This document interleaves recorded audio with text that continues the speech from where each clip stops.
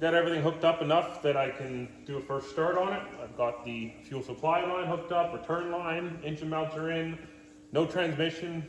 Just figured I'd get it running before I stab that thing in there. I've got my starter wire here, just a little bump off of that, and then my fast is right here.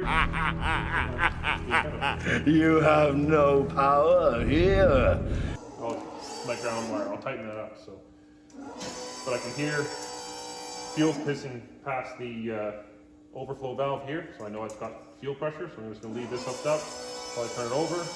I'm not gonna bother bleeding the lines here, it'll naturally bleed itself out with the fast running. So, hoping for the best, and yeah, do good. Hey, what are you doing over there? I'm doing additional content. Oh yeah, I've got my sister here to observe this disaster. Let's see if it blows up. Why, you little... It's all just an act. Stop! He's already dead. We'll try it again now.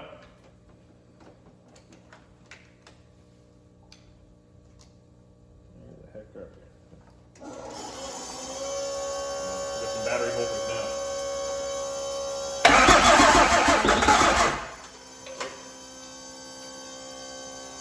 Fuel shut off just fell off.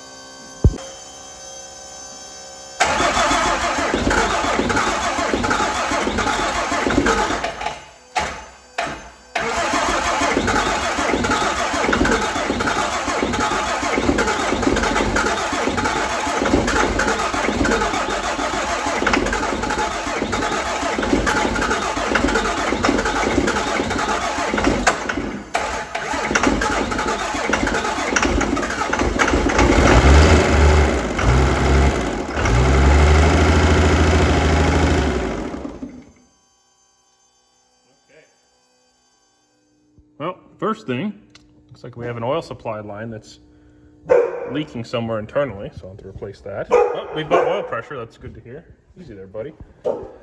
And then over here, oh, geez, trying to start itself. I have the fuel shut off leader, and I was using that to shut it off, and idle was a little high, so I'm gonna have to adjust the idle. But I've never ran this pump before, so of course it needs a little bit of adjustment. But fired up, sounded good, so there's a little bit more yet to go, but I'm gonna fix that oil line. Open the door, a little bit of a after cloud here. Got a big fan. No, from my vaping. Yeah, it's from her vaping. From my vaping.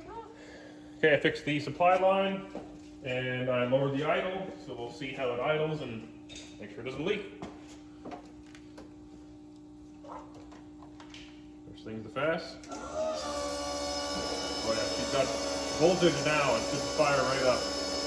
I can find the, there we are.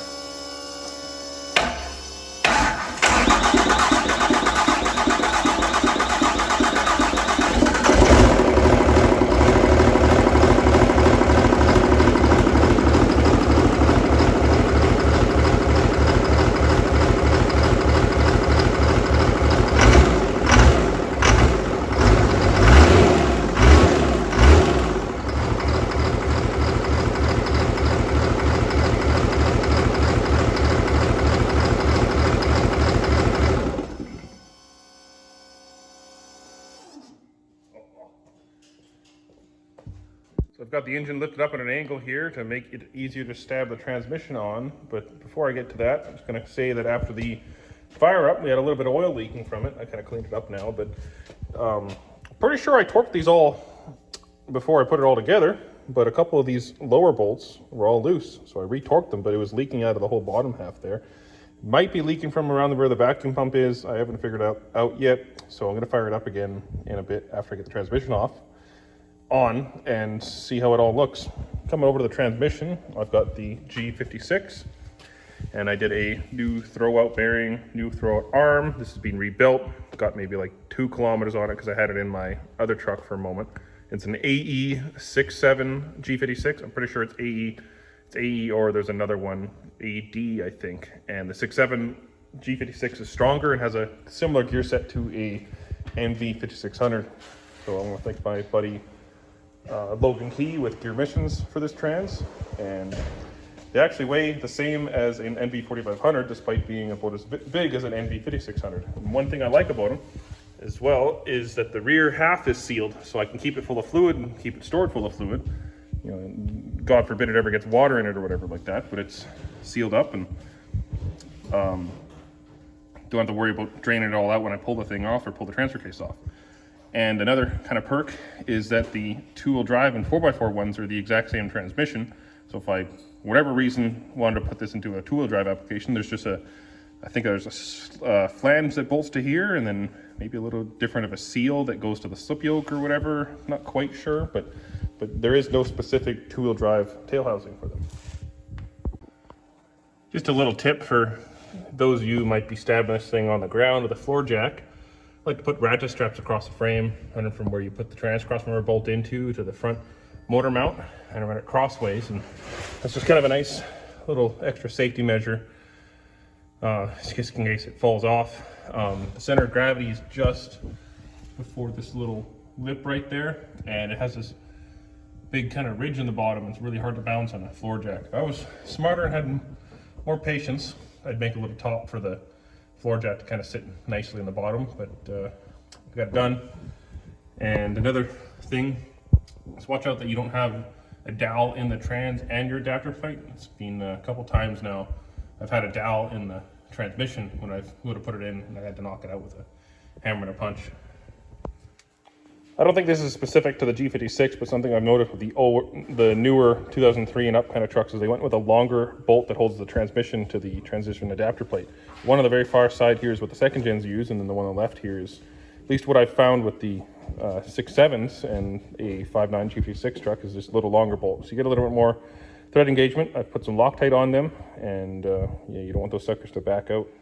The transmission is bolted to the adapter plate there, and the bolts are 35 foot-pounds. I like to go to 45 foot-pounds with the longer bolts. Nothing, a little extra torque doesn't hurt anybody. And for a transfer case, I went with an NP241 DHD. I had an NP271 behind this before, which is what the third gens come with. And it was a little tight to the frame, but it worked good. However, I traded my trans to my buddy Josh, and he had this DHD, and it was already 29 splines, so I figured, well, I'll just run that. And you can use a DLD, you can use a 273, you can use pretty much any transfer case, just make sure it's 29 spline. And if yours is 23, say you're an automatic to start, you can just change out the coupler pretty easy. I think I'll have a video on that as well. If it's uploaded, I'll have it added to the video here. The next order of action would be the trans crossmember, but I'm going to go and measure the drive shaft just because it's nice and easily accessible right now, so we'll do that. Oh, and just before I get to the drive shaft, I'd like to note that there isn't really any sort of modification you have to do to the trans tunnel to fit this sucker in here. It looks pretty big, but everything clears. You know, nothing abnormal. So, just in case you were wondering that. Okay, you're going to want to start your slip yoke in about half of its travel. So this slip yoke ends up going to about around here, so it's about halfway mark. And then you're going to want the orientation of the U-joint to match what's on your differential there. And I've got a one-piece shaft, and I recommend if you've got the money to get a G56, then to go with a one-piece shaft if you have a quad-cab long box. A quad-cab short box or single-cab long box truck is going to already have a one-piece shaft. But you can go aluminum if you got a little extra bucks laying around here. But it's much better than a two-piece shaft. Anyways, this is going to be a little tough to do. But, okay, this is tough to do one-handed. I've got the tape measure pushed against the back side of the U-joint cup over there. Then we come over here, and you want to match the back side of this U-joint cup. So this looks to be, well, it was 71 when I measured it earlier, and it's got a little bit of a bend to it. So that'll be the right side, and the right side will be centered. Don't try and center it on that side and center it on this, unless you have a buddy to help you out here. But it's the same thing when it's on the one right side. Another thing to note if you're doing this, so like I am, is there's a little tang right here. That's what I was pushing up against, so that's about a 1/4 inch. So subtract a 1/4 inch from whatever you got. Another thing I just noticed slash kind of just seen, I have this tape measure goes a little wider than the actual tape. And I just tighten it down so it's in the U-joint clamp there. So now you could actually get a center to center measurement. So it looks like it's about 70, I'd say 70 and 5/8. It's about right there. So yeah, nice accurate way of doing it. The front drive shaft is pretty similar, except you don't actually need the front drive shaft. I just figured out this tape measure has a magnet on the end of it, which is the coolest thing ever. This is a Milwaukee tape measure. And I just have it stuck to the bottom of the U-joint there. Kind of, if I was to use the clasp to kind of hold it on there, then it'd do the same thing.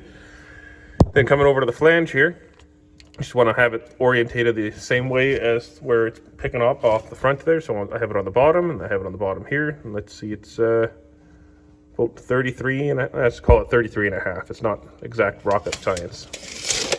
And then a dry shaft shop should be able to set your dry shaft up to have this equal amount of slip going in and out. So a competent shop will do that. Should have no worry.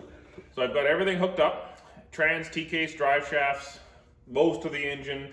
I'm going to do my first little drive out of here as the shop is just a disaster and I kind of want to clean the space and just do a reset, as I like to say. So I'm going to fire it up here. The only way I can shut it off is if I stall it or I come out here and hit the fuel shut off solenoid lever, because I don't have much of the wiring done. So that's the only kind of iffy part about doing all this, but the aluminum flywheel is pretty easy to install, so I don't think I'll have any issue with that.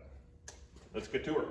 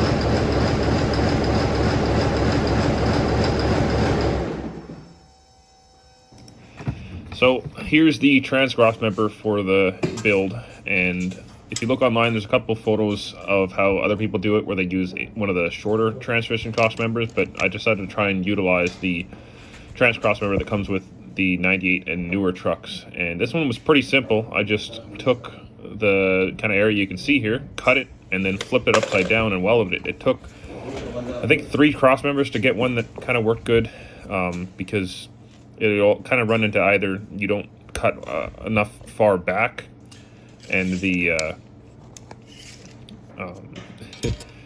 crossmember, the trans mount for the transmission will hit, or you won't cut deep enough and the trans will touch the top of the trans tunnel.